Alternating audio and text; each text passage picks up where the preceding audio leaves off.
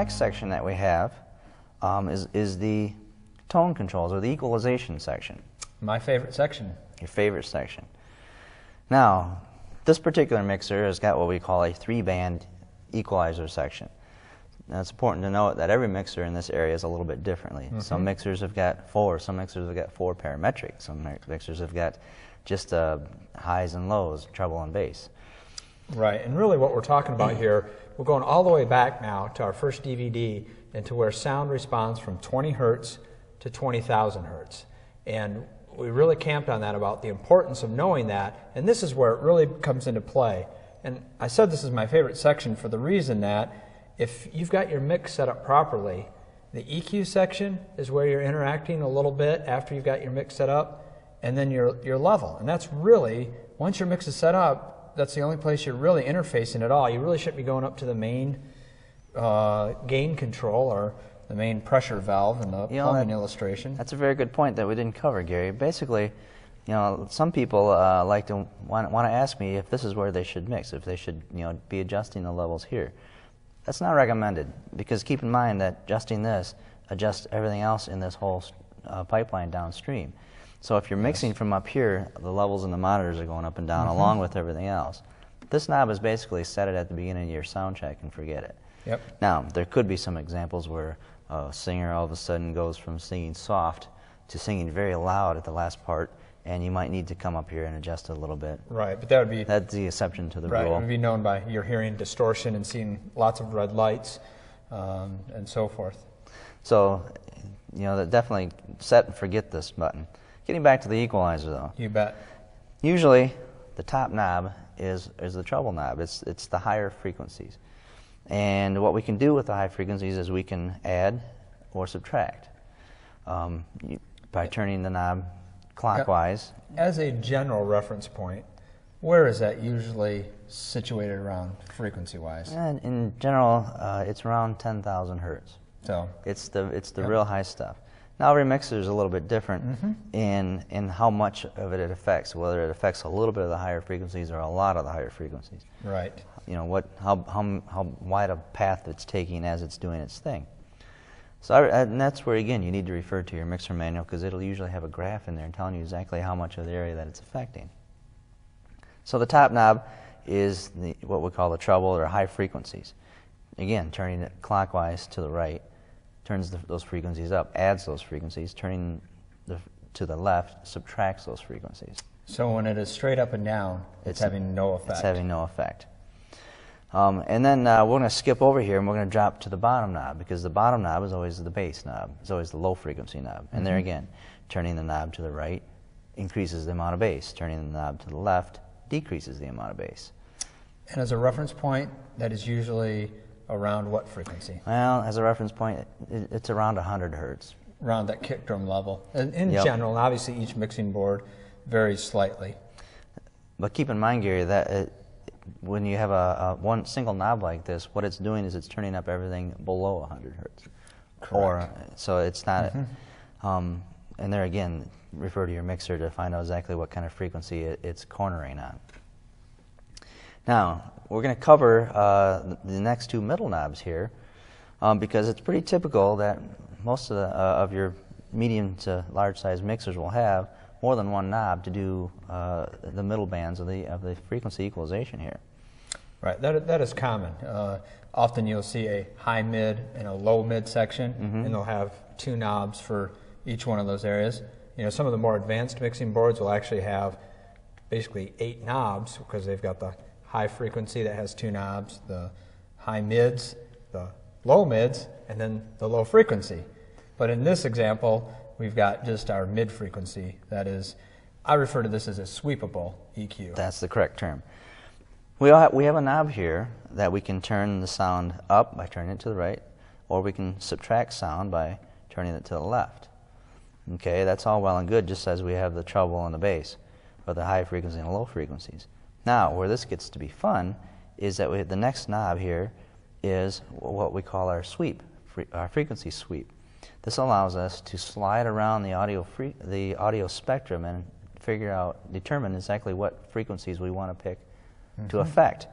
So we can turn this to the upper mid-range and we can add, by turning our other knob up, we can add upper mid-range, or we can turn the knob to the counterclockwise and subtract upper mid-range. Right. Or we can sweep this frequency knob down, and we can affect lower frequencies. That's why we sweep the frequency band and select what frequencies we want to affect with our other knob. Right, and I notice on this board we go all the way from 100 hertz to 8,000 hertz. Very, very wide sweep. Very, very wide sweep. Because they just have the one sweep in there. If you had more sweeps, it would be broken up, a little different. That's correct. Yeah, and this is a pretty straightforward small mixer that has got a single sweepable mid-range. And as you were saying, bigger mixers will have dual sweepable mid-ranges, and really large mixers will have sweepable low, sweepable highs, and 2 sweepable mids.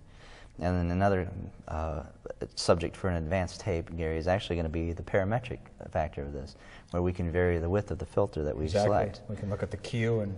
That's correct. And as a good friend of mine says, at that point you can decide how big a hill and how wide, or how deep a hole and how narrow or how wide. That's correct. But that's an advanced subject that we're going to tackle on another tape. Great. Well, let me interject one other thing here before we move forward.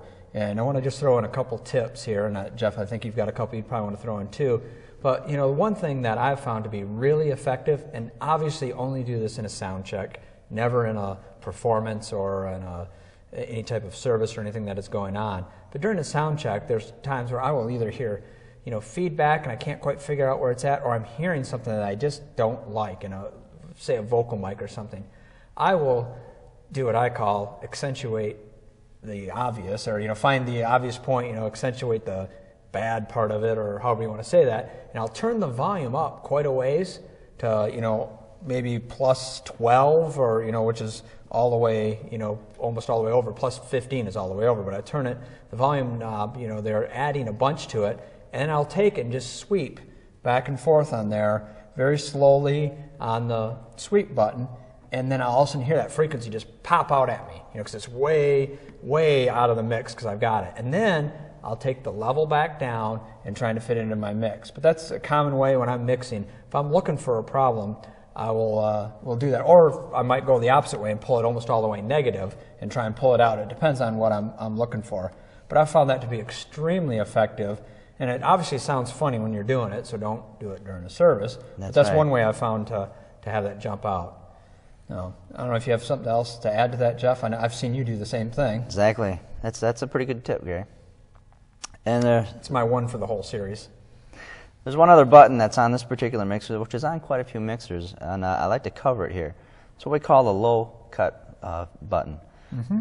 Now, when you push this button down, what it does is it cuts off the low frequencies coming into this channel. Now you say, well, why would I do that? Well, because microphones and the vocal range doesn't have a lot of low frequency in it. Even James Earl Jones, his voice does not go much below 100 hertz. Mm-hmm. Well, but what is down there is handling noise of the microphone when you handle the microphone and rumbling of the stage floor. So on a typical microphone, if you don't need that information in there, why have it in there? Why add that rumble noise into the mix? Absolutely. In fact, as a rule, every vocal mic that I do, I put the low-cut filter in. Now, another name for a low-cut filter that shows up sometimes is a high-pass filter, which means it's passing through all the high frequencies and cutting the low. Now, I'm sure that somebody had great wisdom and insight to why they would call it a high-pass filter.